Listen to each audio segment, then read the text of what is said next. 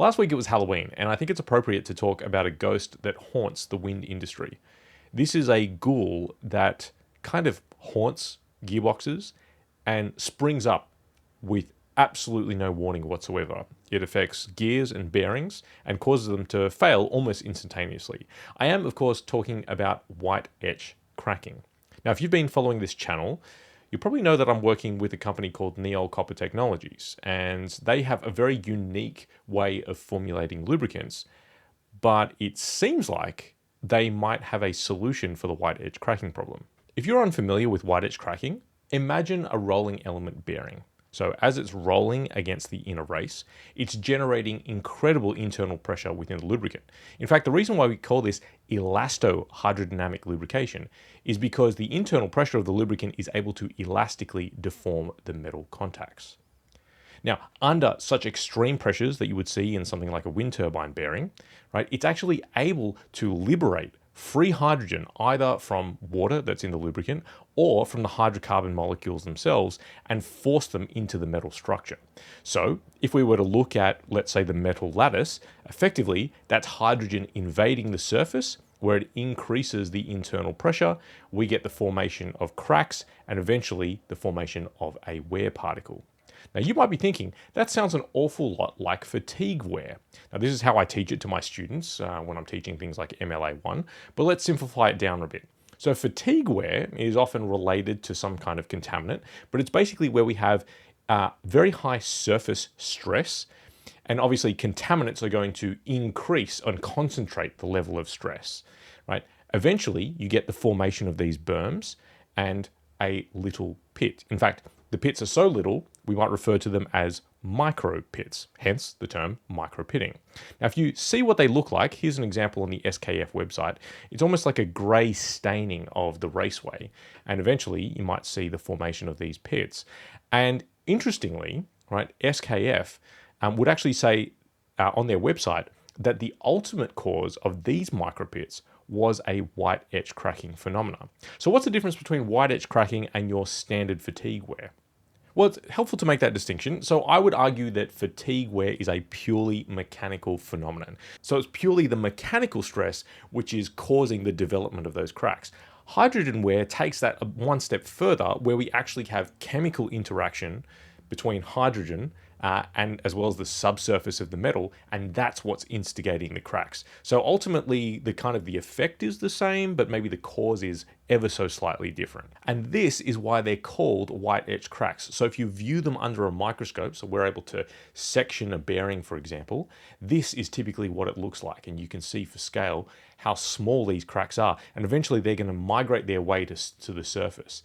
So that's really why it's called white etch cracking. Now, one thing that we do know is that lubricants can actually contribute to the causes of white etch cracking. This is actually something that we discussed in detail in the last episode of Lubrication Experts. So if you haven't checked out that episode, I'd encourage you to do so. One thing that we discussed was the idea that a lot of the metal containing formulations that are heavy on things like boron and zinc can contribute to white etch cracking. And basically, I believe the reason they do this is because they tend to take on a little bit more water. So those formulations tend to be hygroscopic. And of course, water is a huge source of hydrogen. So that can accelerate the process of white etch cracking. Now, there are actually other things which can accelerate white etch cracking. Stray currents, for example, will do this. We see a lot of electrical erosion in things like VFDs. And if you think about it, a wind turbine is basically a VFD in reverse because we're actually just driving a generator.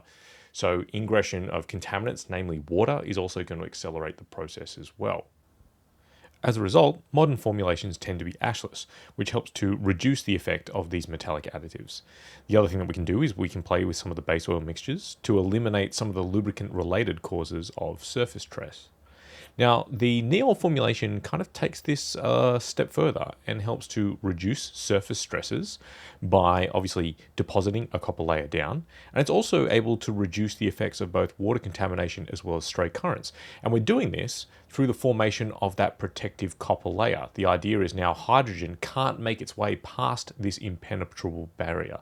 And that's why this new copper additive has the potential to eliminate all of the causes of white edge cracking. Now, in order to prove this, what we need is a repeatable bench test that can simulate the conditions that you would see inside of a wind turbine gearbox. And here we turn to our friend of the show, Mark Ingram at Ingram Tribology. All right, so let's set up a test rig. So what we're going to do is introduce a bearing inside of 3 effectively rotating cylinders, and we're going to have an oil bath. Now, obviously, we're using the Neol Copper Technology, so that oil bath is going to look a nice shade of green.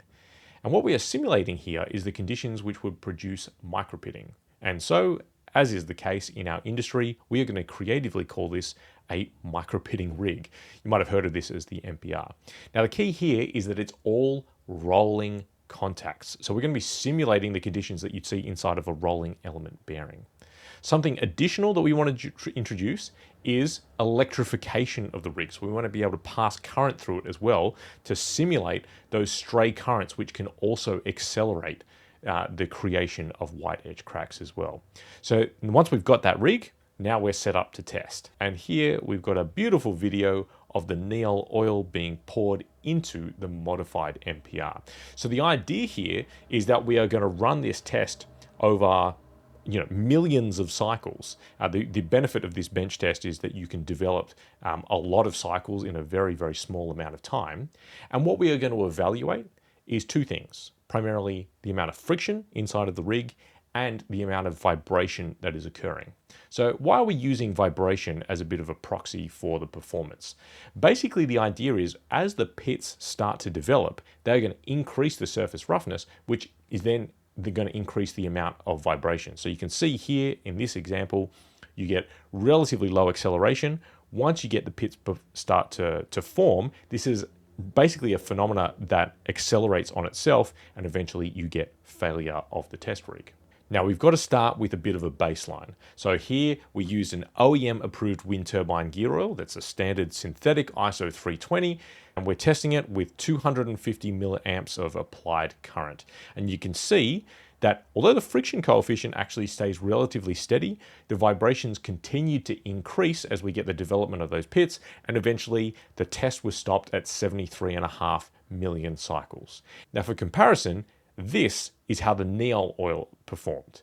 And what you can see is that we have very low vibrations sustained all the way out to 200 million contact cycles. So that is an unbelievable increase in performance. Just so that you can get a relative measure, I'm going to overlay that previous example of the OEM approved oil, and now we've got to go and scale it correctly, and you can see how much extra life we are getting out of the Neol oil. Let's some of the colors are a little bit confusing here, so let me just strip everything away and say here's a comparison of the vibrations of the OEM approved oil, so there's the trend line, and now the new Neol Copper Technology.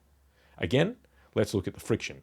So friction, here's the OEM approved oil, and here is the Neol Copper Technology. So a couple of things stand out there. Number one, you can actually see right here, right at the very beginning of the test, that dramatic reduction in friction.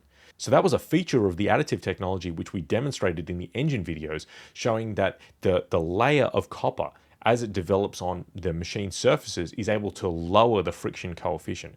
And that's actually a really kind of like exciting thing that maybe the Neol guys expected, but I didn't expect to see out of this test. And as they say, a picture is worth 1,000 words. And here is the picture that really, really stood out to me. So this is a section of the bearing from the OEM approved oil at the end of the test. So remember, this is, didn't make it to 75 million cycles. And now, at the same magnification, the same bearing using the Neol oil. Absolutely no micropitting or spalling of the surface of the bearing. And this is at 200 million contact cycles, where we basically stopped the test because it had run for so long. Now, we've compared this to a library of other approved wind turbine synthetic gear oils, and nothing comes close in terms of white edge cracking performance. Now, white edge cracking performance is only one performance dimension of a gear oil. So there are other tests that are going to have to be evaluated, and obviously at some point, we're going to have to put it in the field and do field trials. But this is incredible because wide edge cracking is still affecting the wind industry to this day. And as we start to increase the amount of load that's put through these wind turbine gearboxes, it's only going to become more of a problem. And so to have a potential solution that is just chef's kiss. Yet another feather in the cap for the folks at Neol, and I'm really excited to see where this technology goes.